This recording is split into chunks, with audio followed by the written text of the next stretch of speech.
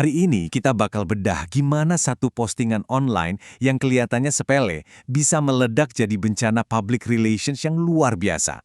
Ini adalah sebuah kisah tentang kecepatan, ego, dan tentunya pelajaran berharga yang bisa kita semua ambil di zaman serba digital ini. Semuanya itu intinya ada di satu kalimat ini. Sebuah pernyataan yang keras kepala yang jadi pusat dari semua drama ini. Coba deh pikirin, pas dikritik habis-habisan, kenapa ada orang yang malah milih buat makin ngotot sama kesalahannya? Yuk kita cari tahu. Jadi, pertanyaannya simple. Gimana ceritanya satu video nyetir doang bisa jadi contekan lengkap soal apa yang nggak boleh kita lakuin online? Kita akan lihat gimana serangkaian keputusan buruk bisa mengubah aksi pamer biasa jadi ajang bunuh diri reputasi.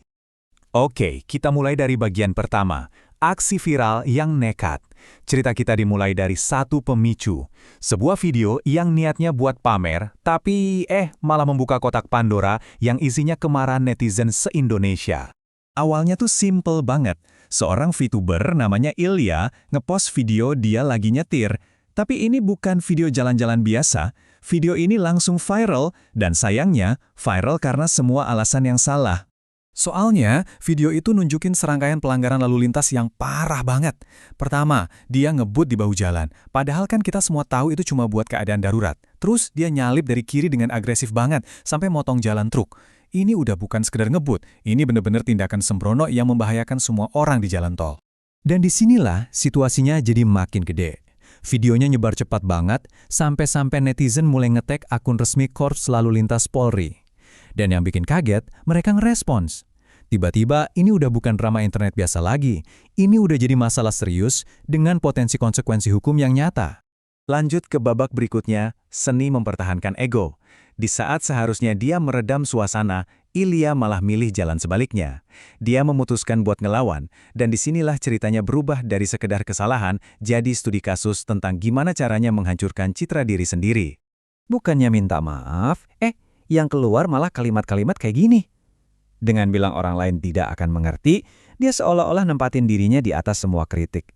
Terus, dengan nyuruh orang berteriak dan terbakar, dia itu secara aktif mancing-mancing kemarahan lebih lanjut.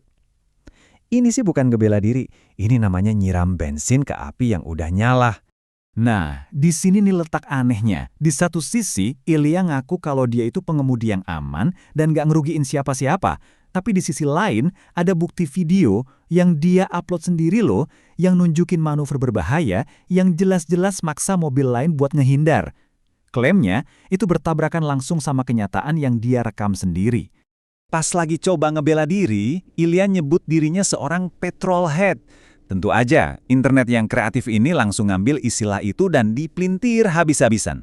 Muncullah bercandaan-bercandaan kayak yang kalian lihat. Bilang kepalanya mungkin beneran isinya bensin.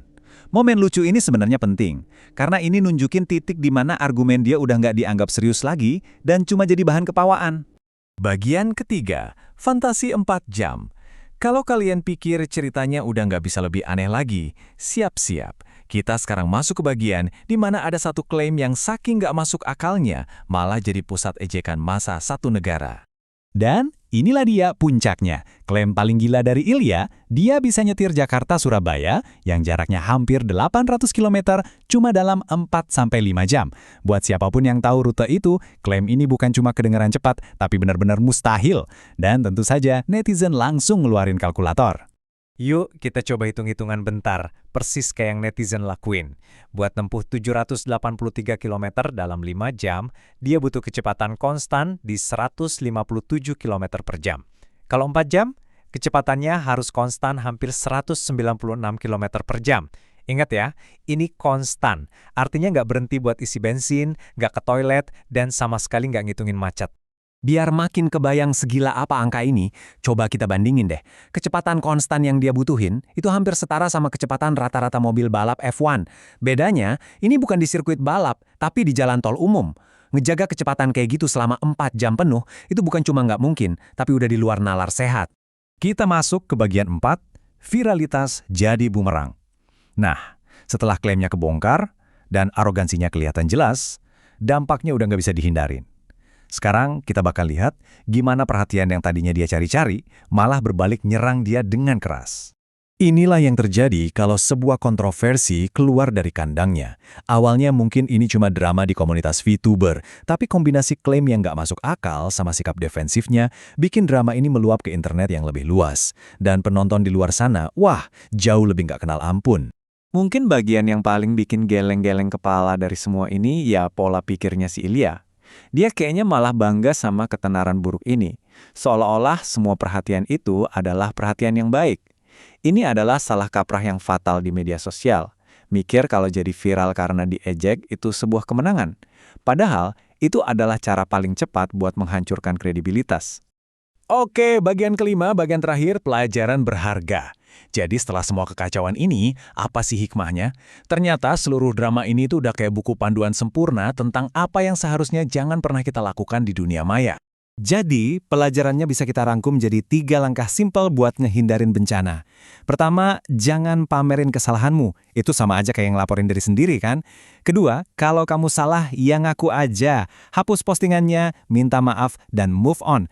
Berdebat cuma akan bikin lubang yang kamu gali makin dalam.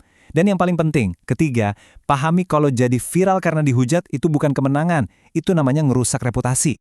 Dan kita tutup pembahasan kali ini dengan pertanyaan ini. Banyak orang di dunia online sekarang berusaha buat jadi autentik atau apa adanya. Tapi batasnya di mana sih? Apakah keinginan untuk nunjukin diri yang sebenarnya bisa jadi pembenaran buat tindakan yang ceroboh dan ngebahayain orang lain?